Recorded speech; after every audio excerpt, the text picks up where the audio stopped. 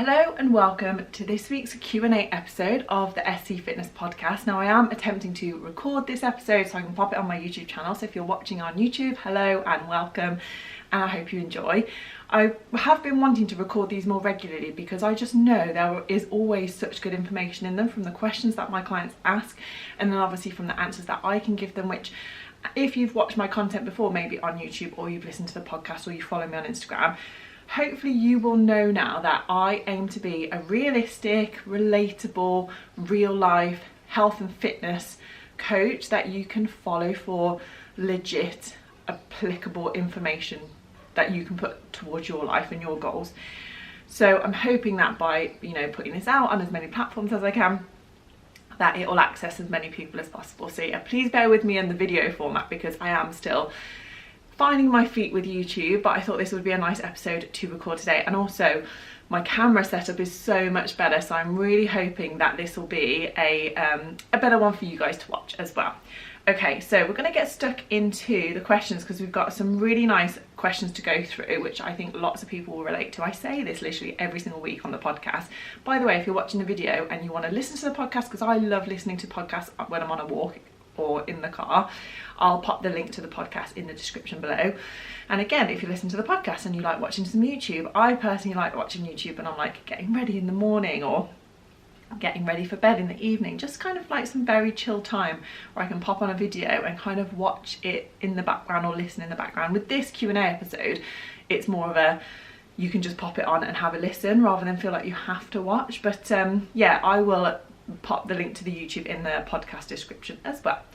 So maybe if you know anyone who loves YouTube, you can pass it on to them if they are interested in some health and fitness advice as well. Right, so let's get stuck into the questions because we've got some nice chunky ones to get through. If anyone ever has any questions off the back of these questions that I discussed today and topics that I discussed today, do message me, because then I can add that onto next week's episode or create some content around those questions. Had some really good feedback about last week's episode, which was more of a chatty episode. We only had like one or two main questions to go through, and then I picked topics out of my clients' check-ins. Just a reminder, if you're new to the podcast or perhaps you're one of my newer clients, the reason that I record this Q&A podcast is I found it's a really nice, effective way to answer questions that my clients are struggling with at the moment. The clients that work with me online do my Thrive program, which is my signature online coaching program, where I coach women to essentially feel like the best version of themselves in the busy phase of life that they're in. Generally, it's tailored to women over 30. Some of them might be parents, some of them aren't, but all of them are busy. Many of us have like busy careers or at a point in life where we just have a lot of things on our plate. And the questions that are asked in the check-ins are relatable to so many people. And I think it's a really nice way for us all to benefit from each other's questions and struggles. And I mentioned this so many times in the podcast, but it's just a nice reminder of why I encourage you to listen to other people's questions if you can, if you've got time. I mean, I always leave kind of the chapters explained in the notes of the description of the episode, so you can actually skip to your question. But it's always nice if you've got a chance to listen to other people's questions, because you will probably struggle with something they've struggled with at some point. You might learn something that you hadn't even thought about that maybe you can pass on to somebody else when they're struggling with that specific thing. Essentially, from listening to the podcast, you're going to gain so much more knowledge, experience, answers to queries, clarification about things that you may have seen online floating around that are confusing. The health and fitness industry, I know, is so confusing. I see stuff. I've been working in this industry for nearly 9 years now, which is crazy. It's gone so quickly when I think about it, but even I get confused when I see new health fads pop up. And obviously people can say stuff online which is so with so much confidence that you think, is that true? And I question it too, and it's my job as a coach to go and research that, make sure I understand what's going on so that I can help you guys, help my clients not be confused. Essentially, life is overwhelming as it is, isn't it, when we're super busy. You do not need to be overwhelmed and confused by your health and fitness as well. So I'm here to make this as simple as possible for you, and hopefully you will learn that through listening to the answers on today's episode. So we're going to get stuck into question number 1. And this question actually she's started the sentence by saying this isn't fitness related, but this is still health and well-being related, which is why it's really nice that we can discuss these things on the podcast that touch on various different aspects of us looking after ourselves, essentially. And that is what my coaching helps women with, is it's a very holistic approach to looking after ourselves. It's not just about, and it's definitely not about really a rigid exercise routine. It's not about rigid food rules.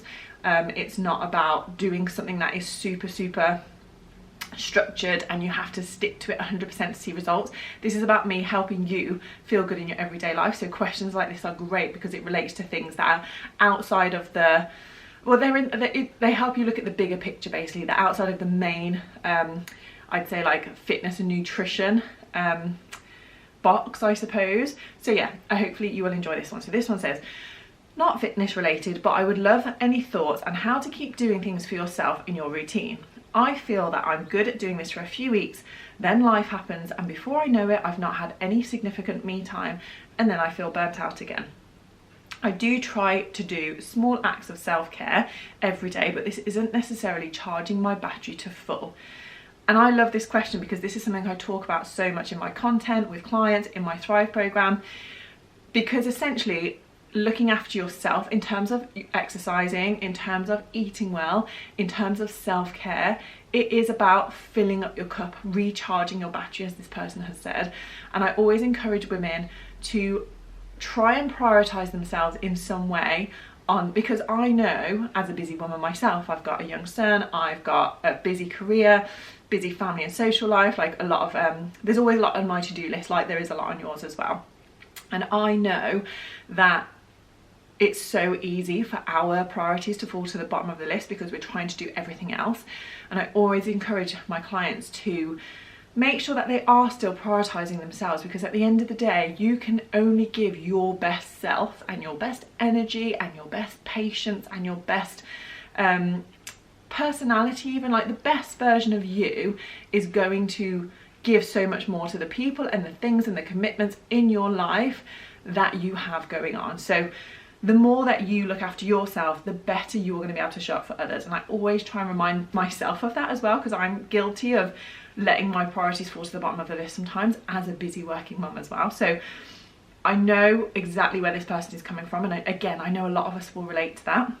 One thing that I would say, because obviously for you guys who are working with me, I always say in terms of your exercise, in terms of your nutrition, one of the best ways that you can basically be really consistent with both of those things, eating well and exercising every single week, it is to be organized and plan things in advance. And I would say you need to plan your self-care in advance as well. Or I'm not saying sit down and like plan it out meticulously for the rest of the week or the rest of the month.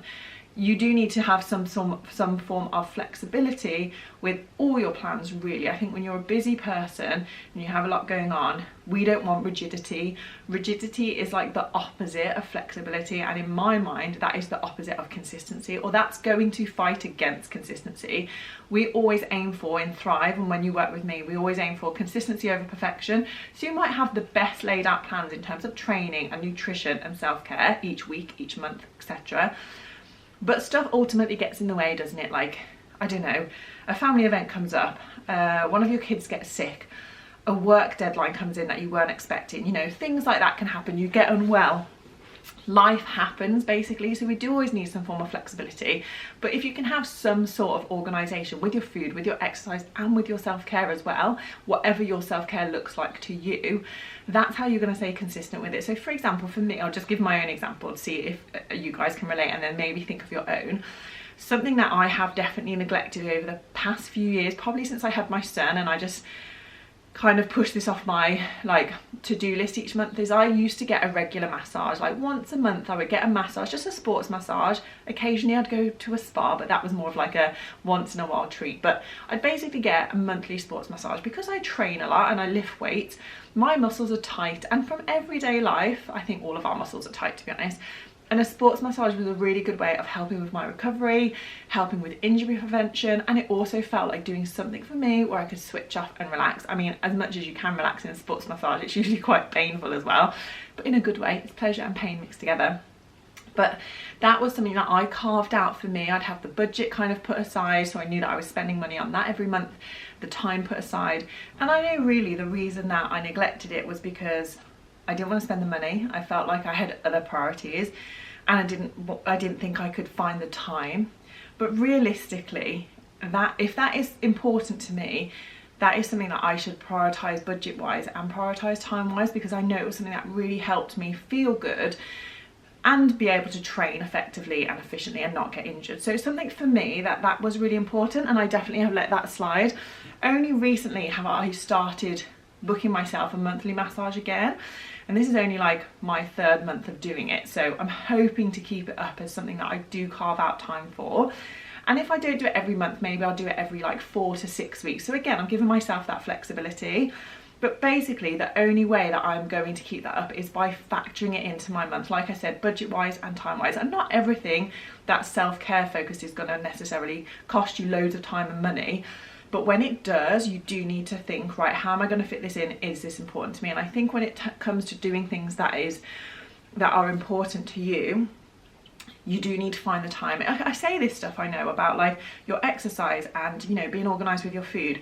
If your health goals are important enough to you, then you will find time. And this isn't me saying, I don't really want to say that thing of like, if you want it hard, if you want it enough, you will do it. Because I also know you can really want something and find it really, really hard to do it. But at the end of the day, with my ethos around like consistency over perfection and not feeling like you have to do all the things to see progress, if you want to achieve something, you do need to really think about why you want to do it. Again, this could be health and fitness related, it can be self-care related or hobby related, etc. But if you really want to do it enough, I think you will find the time to do it. And I would really encourage you to maybe sit down, maybe whether it's once a week or once a month, and think, right, there are some things I definitely want to factor in more of right now. What is that? This could be hobby related, or maybe like me, you want to book a massage, or you're going to book a spa day with friends. Like I've got some friends and we try and do a spa day, like not even semi-regularly, but we did one last year. We really hope to do one this year. The only way we're going to actually do that is by deciding on a day and booking it in. So I would say kind of using that that thought process like we do with our training, where we sit down once a week and we're like, right, what days are we going to exercise this week? When are we going to do our food planning? When are we going to do a food shop? You need to think about that with your self-care as well. And like I said, not everything has to be like big and expensive, but anything that might be bigger and more expensive, then think about how you're going to budget that in time and money wise each month. And maybe you give yourself a really realistic expectation of what you can achieve. Like for me, a massage once a month is achievable. I would love a massage once a week, to be honest, but I just don't want to spend the time or the money, or I can't spend the time and the money doing that. So a massage once a month. And also the other really regular self-care thing I do is I get my nails done once a month as well. So every 4 weeks I'll get my nails done, and the way that I'm able to kind of prioritize that is at each appointment I'll book my next appointment. And I really love getting my nails done. It's not something that I get done because I think society tells women they should get their nails done. I personally just feel really good when my nails are done, and it's something that I've treated myself to over the last few years.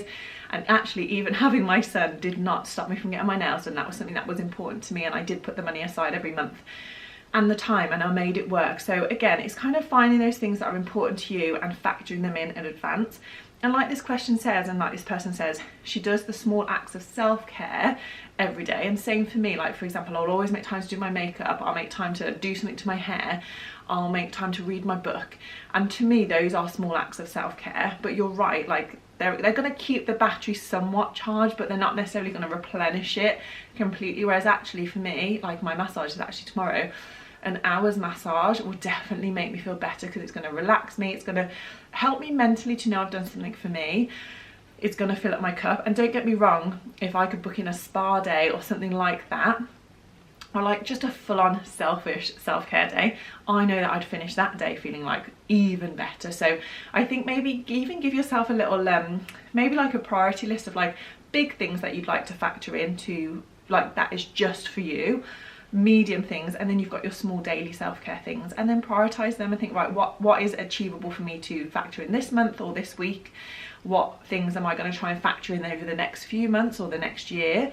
But organisation and preparation and planning ahead, I think that is the best way to do it. But yeah, have a little think. Tell me if this is helpful. If anyone listening to this has any other advice about how they make sure that they do factor in things for them, and they keep it part of a routine. And like this person says, life happens, and before you know it, you haven't had any significant you time.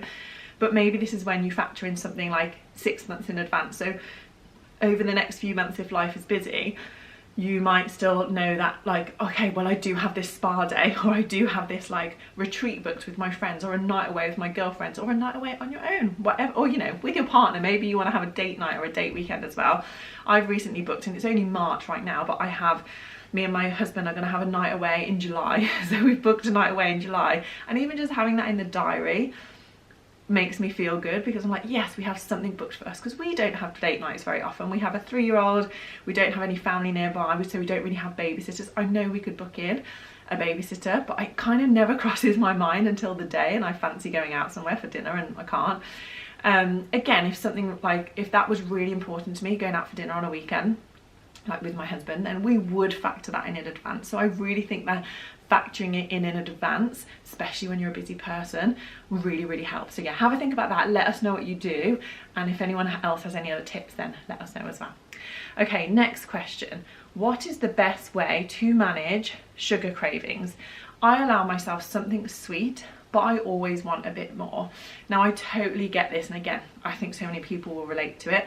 I'm a big believer of not cutting something out completely, because I think everything in moderation is the way that we want to go. And we do want, I think everyone wants to be in that place with food where they know they can eat whatever they want to, but they choose to eat in a way that fits in with their goals and also makes them feel good and satiated and satisfied.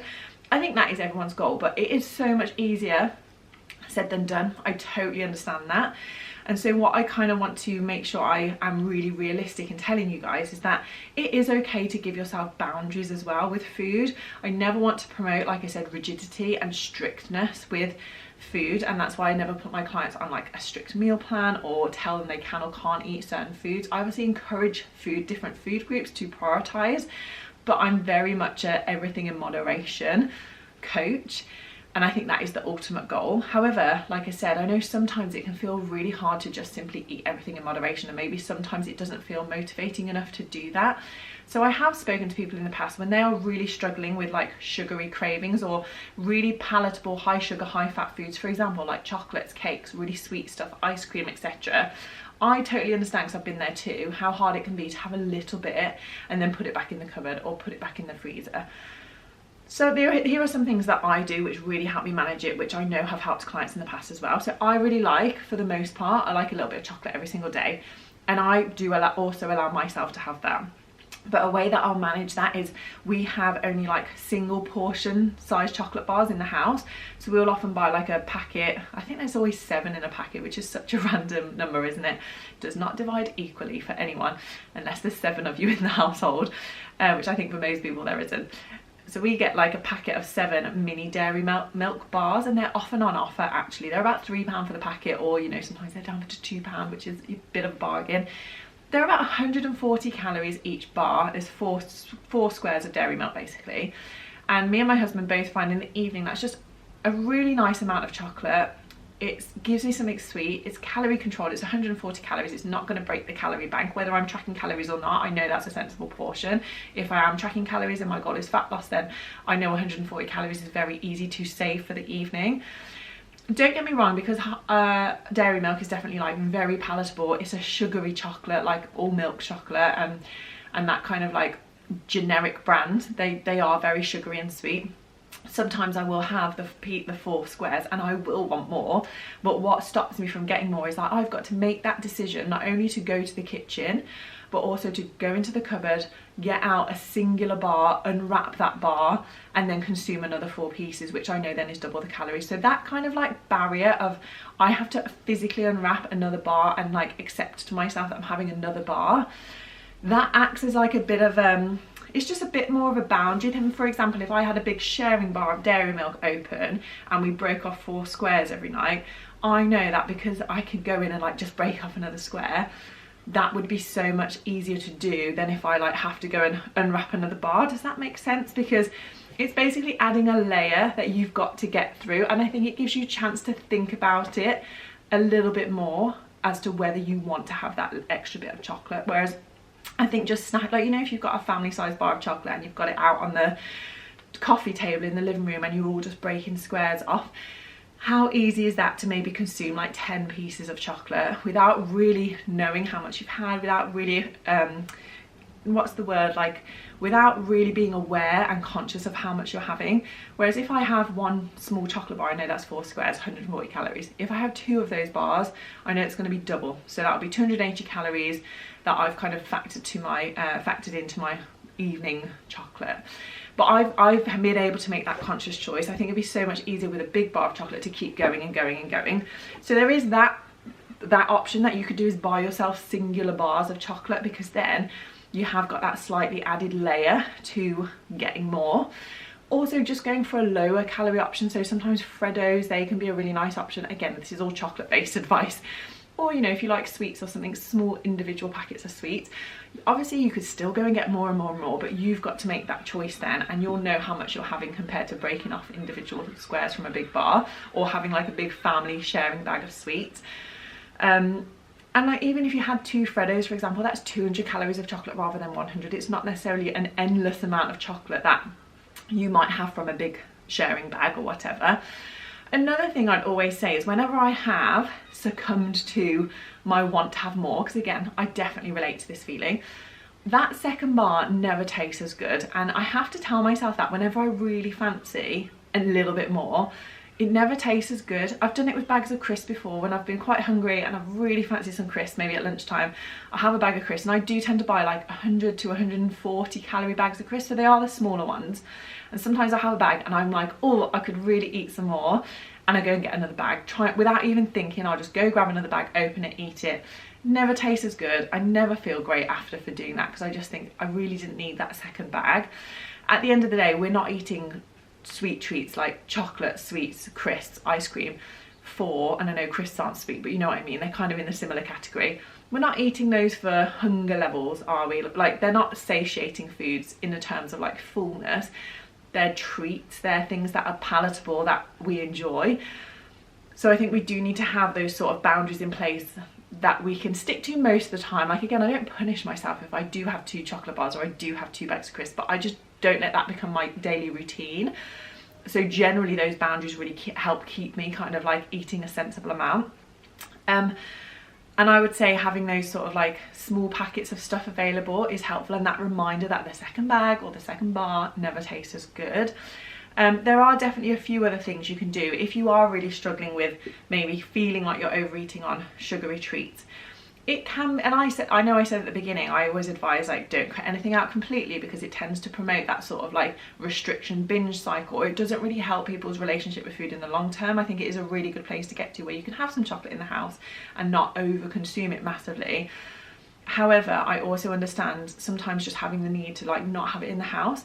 And if you feel like you're really struggling at the moment with over consuming sweet treats, maybe give yourself a period of time where you don't have any in the house. So maybe you just remove them from the house, you don't get any on your shopping list this week, and replace your evening, I'm guessing it's mostly the evening that people have chocolate, or maybe you have it with a cup of tea in the middle of the day, but replace your daily sweet treat with something else sweet maybe, but something that's like a little bit more nutritious, a little bit more satiating, which is different to chocolate, for example. Actually, somebody mentioned this in their check-in this week and said about they've got into a habit of eating a bit of chocolate every single day since Christmas. I think they just got into the habit of it, and actually they want to get into the habit again of like having a yogurt in the evening. And I did say to her in her check-in, this was one of my one-on-one clients yesterday, I did say to her, like, obviously I don't promote necessarily cutting everything out. It's absolutely fine to have a little bit of chocolate every day if it fits in with your calorie goals. Even if you're not tracking, I think everyone's aware, once you're being conscious of your food choices, like what's a sensible portion size for you. But if you fit it in, you're not massively overeating it, like I've just mentioned,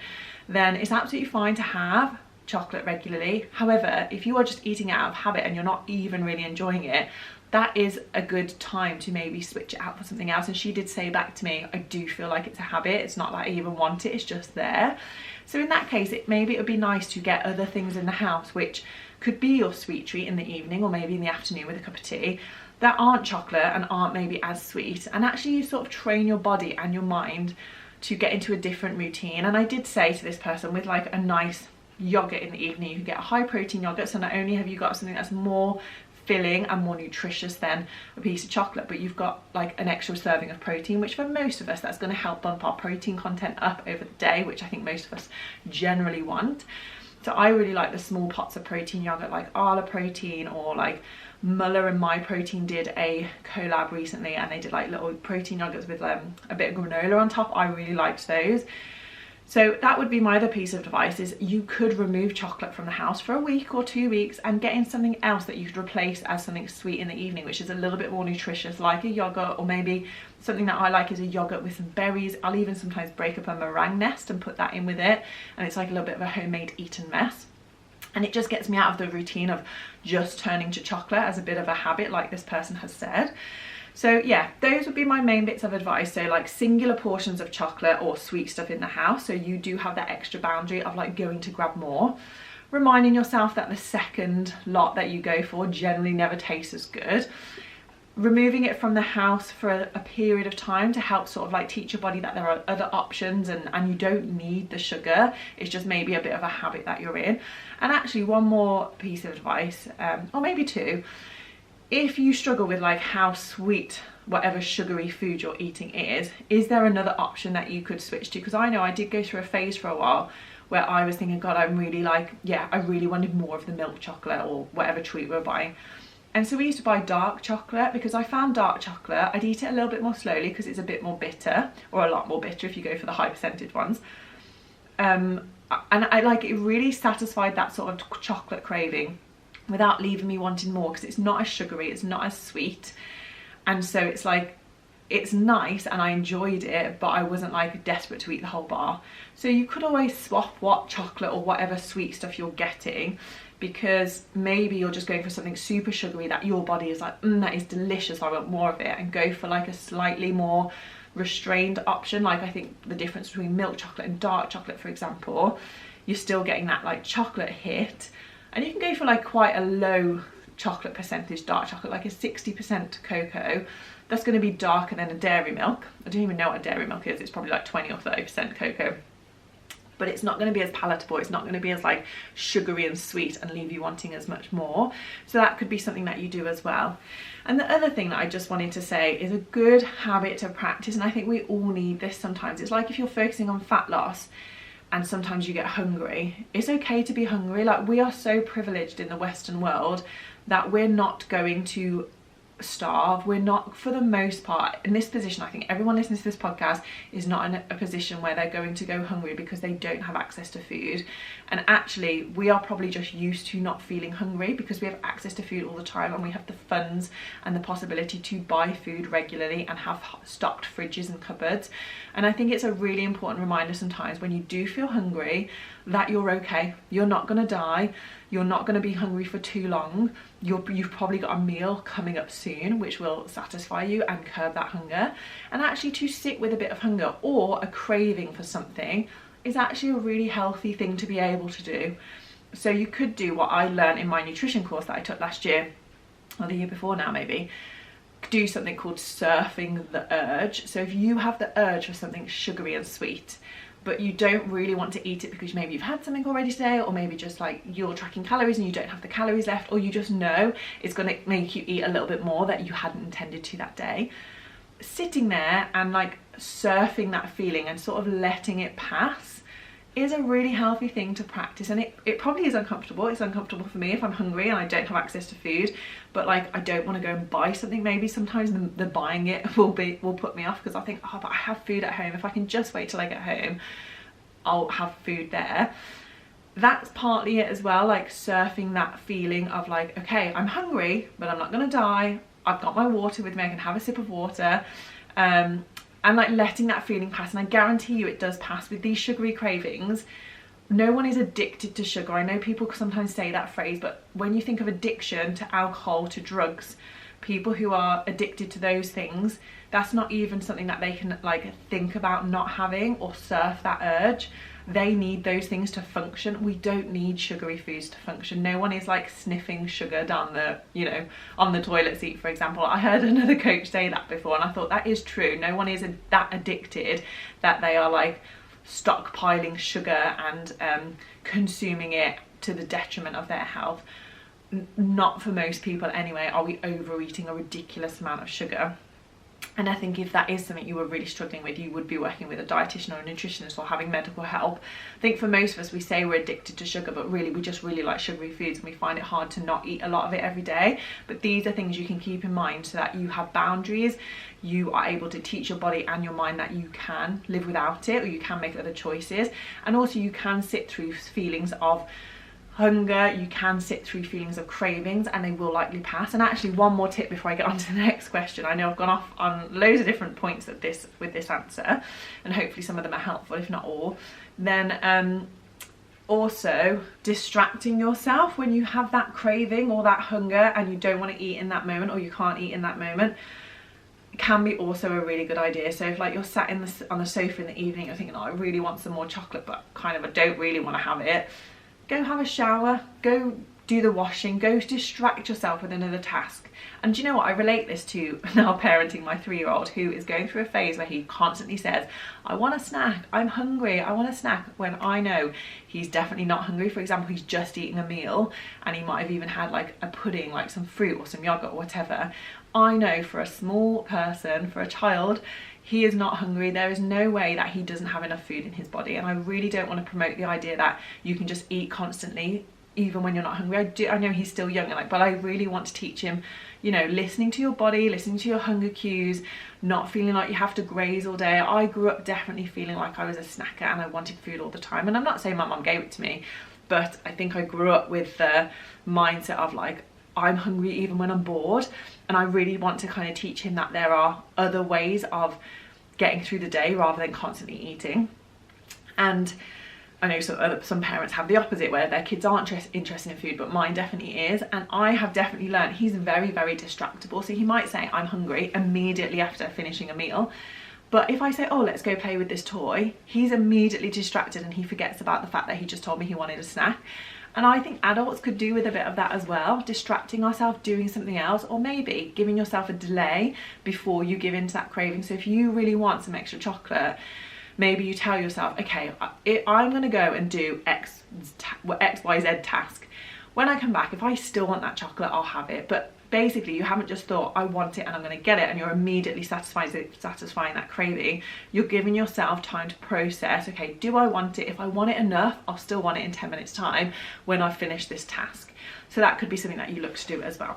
I'm going to stop there because I know I could go on and on and on about different ways that you could work around this, and I don't really think there's any exact answer. It's about trying any of these ideas and seeing what works best for you. And maybe if you've tried any, if anyone else is listening to this and thinks, oh, I tried that and it really helped, or maybe you tried something completely different to what I've just suggested, then do let me know, or let us know maybe in the WhatsApp group, and or comment on the video or the podcast, whatever, however you'd like to get in touch, and I can pass that info on as well. But yeah, I hope that that was helpful.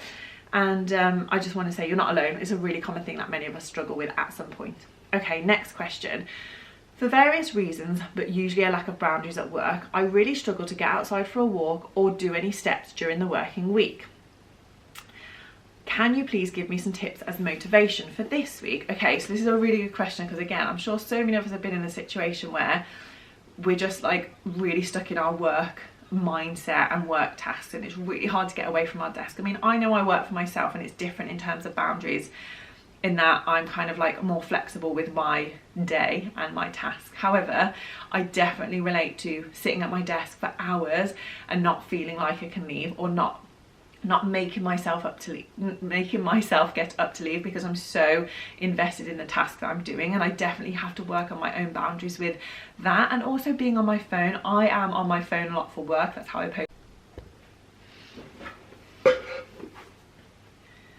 it's how I communicate with clients. So I am on my phone a lot, and that is a work boundary that I need to work on. So I totally relate when you say that you struggle with those boundaries and it's hard to get your steps in. What I would take you back to is that thing I mentioned earlier about thinking about your why and knowing why you want to do this so much. Like, why is walking important to you? And I'll just reel off a few reasons why I know getting out for a walk and getting enough steps in every day is important to me. I know that, well, one, I do have to walk my dog, and if any dog owners listen to this, I think that helps you get out, is if you've got a dog to walk. Again, I work at home, so I can walk her in the middle of the day. If I was in an office, it would be different. But in terms of getting away from my desk and factoring it into my working day, even when it's busy and I could be getting on with other stuff, I know that it's good for my mental health as much as my physical. So getting outside gives me mental clarity. It makes me feel like I have switched off from technology. Even if I check my phone a few times when I'm out there, I'm not on my phone very much. So it gives me that break. I try and remind myself, I'm on my phone and I'm looking at a screen for so much of the day, every day. I deserve to be out in nature, getting some fresh air, getting some sun on my face. It's sunny today as I record this, so hopefully we get more sunny walks coming up. But that is so good for our health, physically and mentally. And you've got to ask yourself, how important is that to you in your week this week? Because I totally get it, work is important and your career is important. And I know this person has worked so hard to get where she is now, and she fully deserves to have a thriving career. And I know her job is really important to her. However, how important to you is your health as well? Because I would say your health comes like above. For all of us, our health is at the top of the list, or should be at the top of the list, even if we don't prioritise it all the time. Because without our health, we don't have anything. Without our health, we don't have our job. So I think you've got to remember, like, your health is so important, and getting outside for a walk and getting a decent amount of movement in every day is also part of the goal. So yes, your job is part of the goal, and completing your work task is part of the goal, but also is getting out for a walk and fresh air and getting those steps in. So think about those deeper reasons why it's important to you, because I think that really helps with motivation to fit it in. The other thing is, I remind myself when I've been deep in a work task and I think, okay, I really need a break now, I know, like categorically know, and I know there's loads of scientific research behind this, going out for a walk and having a break and getting some fresh air and getting away from your screen actually probably means that when you get back to your desk and start working again, you're going to be so much more efficient. If you're just sat at a desk for 8 hours a day, how productive are you actually being? I think that's a good question that we could all ask ourselves, because we could be working, but are we being productive? Are we ticking off all the tasks we need to do? Because I don't think any human really can work productively for 8 hours straight. We need breaks. We need space away from the laptop. We need kind of to let our brain recover and reset and then get back to the task in hand. I know some people recommend like 45-minute working blocks, so work for 45 minutes, break for 15. That might be when you get up from your desk, get a cup of tea, get a few steps in around the office. How many of us, and I'm sure everyone can relate here, have sat at a desk and, like, I don't know, sat there for an hour, 2 hours and found it really hard to get their head in the game, and actually a task has taken them ages.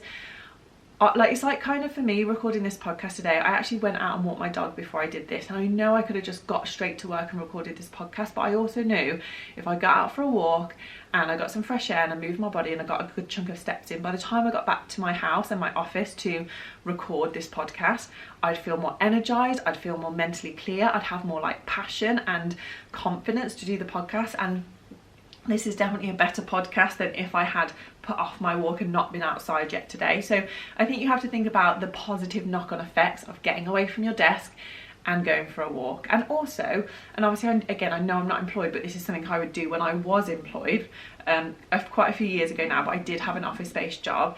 I would ask myself, well, how much am I getting paid? Do I get paid for a lunch break? Because in my case, I didn't get paid for a lunch break. I was, contracted X amount of hours per week, and that included like an unpaid lunch break every day. So I was bloody taking that lunch break, I have to tell you.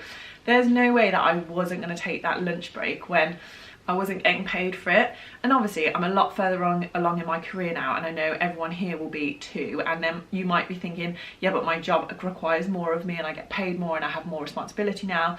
But I'd also ask yourself, but are you getting paid for that whole working day with no breaks, or are you allocated? Because I guarantee every company has to give their employees some sort of like wellness break. So you should take it. You should absolutely take it, because yeah, you work bloody hard, and I know that this person will work really, really hard for the company she works for, they also deserve, like, you also deserve them to be looking after you and allowing you a lunch break. So I would take that lunch break, I would get away from your desk. Remember, it's good for your physical and mental health, it's good for your health and fitness goals. If anyone listening to this has a fat loss goal, I also really try and like remind people how when it comes to fat loss, it's your nutrition and your movement which is what's going to impact that. Forget the strength workouts, they are amazing for our health in so many other ways, but actually it's the overall movement and the nutrition which is going to impact our weight, whether your goal is weight loss or maintenance, etc. So you need to get your steps in for that reason as well, potentially. So again, that's kind of thinking about your bigger reason why you're doing all this and how important it is to you. So yeah, I hope that that was motivating for getting away from your desk this week. Again, anyone else have any other tips, please let us know, because I'm sure there are others who relate, who have come up with strategies that help them get up and have a break as well. Like after I've done this podcast, I will definitely need a break, because I know like mentally I just need a few minutes away from my desk. I need to like gather my thoughts, make a plan for what I'm going to do next, because then when I sit down at my desk again, I'm going to feel refreshed and ready to go on a new task. If I was just to like upload the podcast, do the notes, post it in the WhatsApp group and immediately get to the next bit on my to-do list, I know that like my head would feel fuzzy and I'd feel really fatigued, and the next bit of work probably wouldn't be that good. So think about your quality of work and how that will be positively impacted by you getting up and away from your desk as well, if that's going to help you improve those boundaries. But yeah, I hope that that was helpful. Okay, final question and then we'll round things up. So we're getting there now, and I think this one will be so helpful for lots of people too.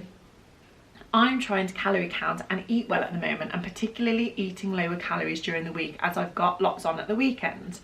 On Thursday this week, I'm out for food with my friends and we're going to a place where it's a set menu with 5 different plates, so I don't really have much choice on what I will eat, so calories will be tricky.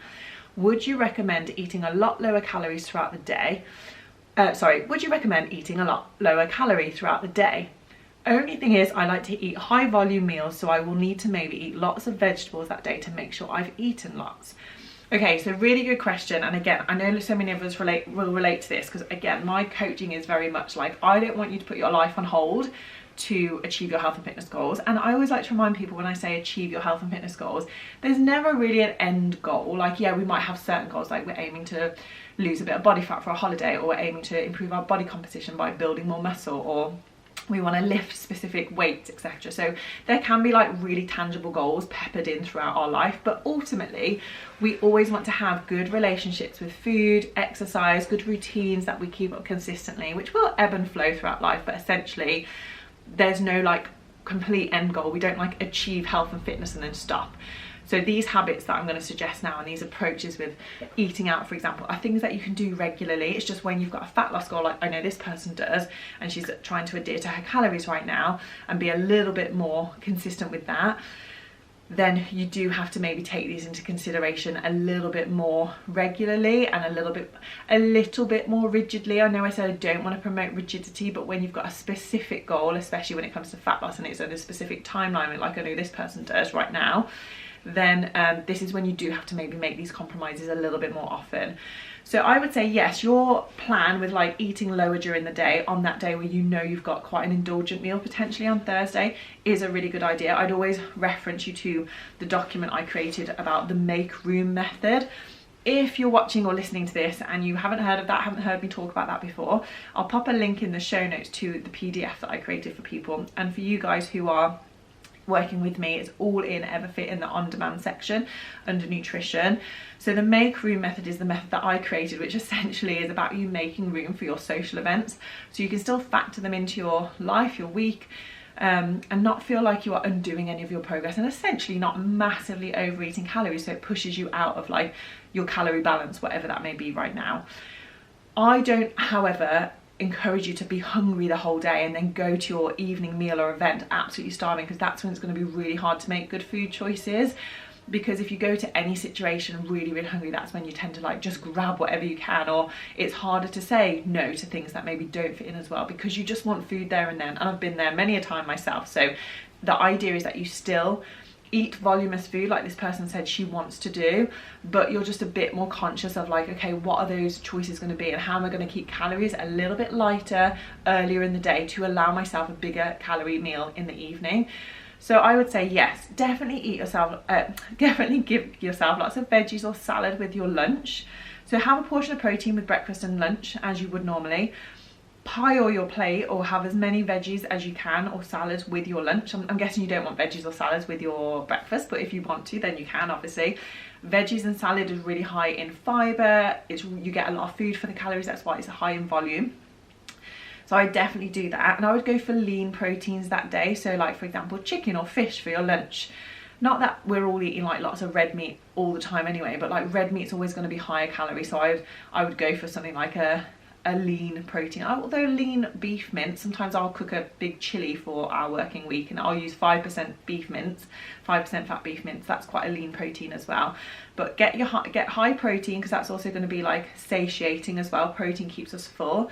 Get lots of salad and veggies in. Still have some carbohydrates, but go for something like rice, potatoes. Like rice or potatoes are they're very good voluminous carbohydrates as well, rather than maybe things like bread. You're going to get probably similar calories in a slice of bread than you would a bigger portion of potatoes, if that makes sense. So those are things to look at. Or you might think, I'm going to eat lower carb in the day to save myself a bit more calories for the evening and just really fill yourself up on the protein and the veggies. For breakfast, I would have a really decent portion of protein again. Have some carbohydrates, definitely, but maybe keep fat a little bit lower. So I personally, I had oats for my breakfast this morning and I had a teaspoon of peanut butter on it. On a day where I want to save myself a few calories, I just wouldn't have the teaspoon of peanut butter. I'd save myself that 100 calories or whatever that would be. So you could do little things like that throughout the day. Maybe keep your fat a little bit lower, because you're probably going to have higher fat content in your evening meal. That's just what you would have at restaurants. They're cooking to treat you, so they're going to cook in like oils and butters and nice fats, etc., which make the food really tasty. So those are things you could keep in mind. And I would definitely reduce snacking that day. If anything, just snack on fruit. No one is overeating their calories on fruit. Some days I'll have 2 apples. I mean, they're like 70 calories for an average apple. Have a couple of apples. They take a while to eat. They're quite filling. That's just so much better than having like double the calories in a bag of crisps, which, like I mentioned earlier, aren't really going to fill you up. They're going to be satiating in terms of like you enjoy the taste of them, but they're not going to keep you full for very long. Whereas fruit, again, high in fibre, going to keep you fuller for longer. So yeah, you're doing absolutely the right thing. I would always say a meal out minimum is going to be 1,000 calories at least. So just make sure, if you're tracking calories, you have in your mindset that you've got 1,000 calories to spend that evening. And if you're tracking to maybe relatively low calories at the moment, and this is all individual, but say your goal is 1,600 calories, I appreciate to split breakfast and lunch between 600 calories is going to be hard. And I don't want you, like I said, I don't want you to go really hungry, because it's not good going into a social situation absolutely starving. And I don't ever want to promote you being starving, even though I know I said earlier it's okay to be hungry. But definitely high volume foods are going to help you make the most of your calories, so do keep that in mind. And I would say don't panic at all if you know that you will have gone over calories that day.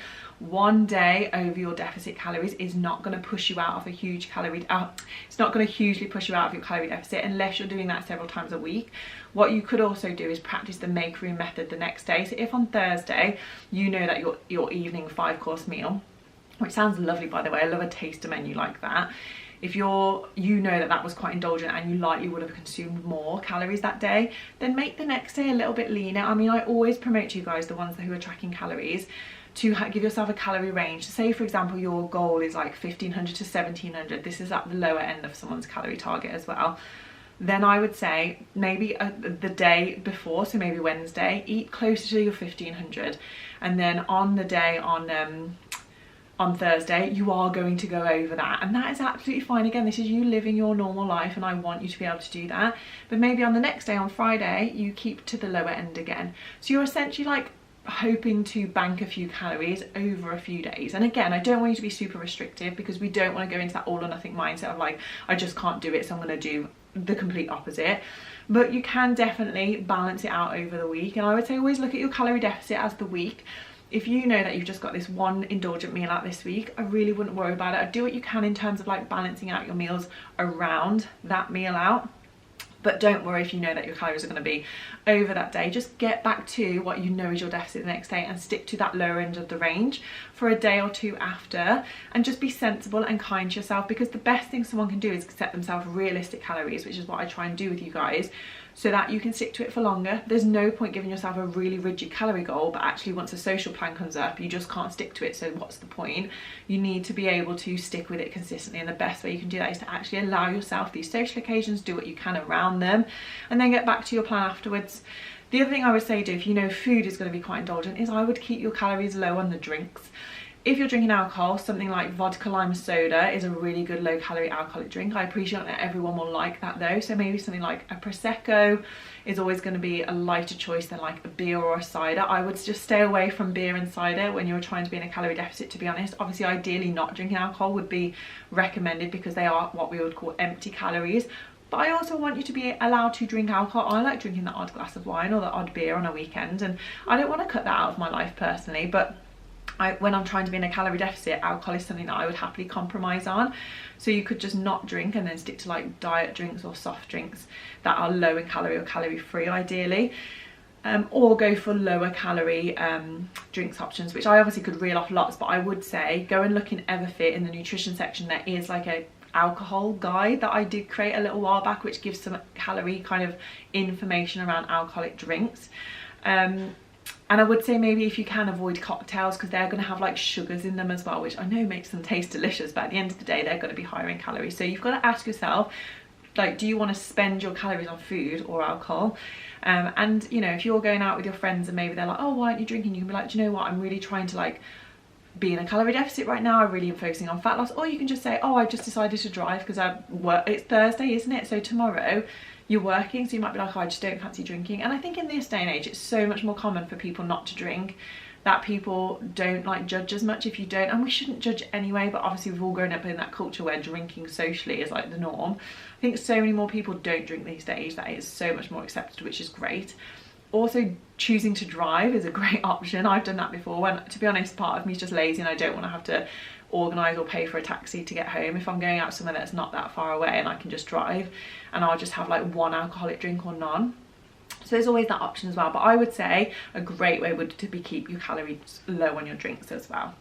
Okay, I'm going to round up here. Obviously, if anyone else has any other questions or in response to any of the topics or questions discussed today, or any piece of advice for any of the questions that they relate to that they maybe have found helpful in the past, then do let us know, because that's again what the great thing about the podcast is that you can collectively listen, you can collectively feedback, and we can share advice between us. Like somebody messaged last week actually, because there was the question about running, someone messaged some other advice that I hadn't mentioned about how to get into running, and it was great, and I passed it on to the person that asked the question. So that's what this community is great for, and that's what I want you guys to make the most of.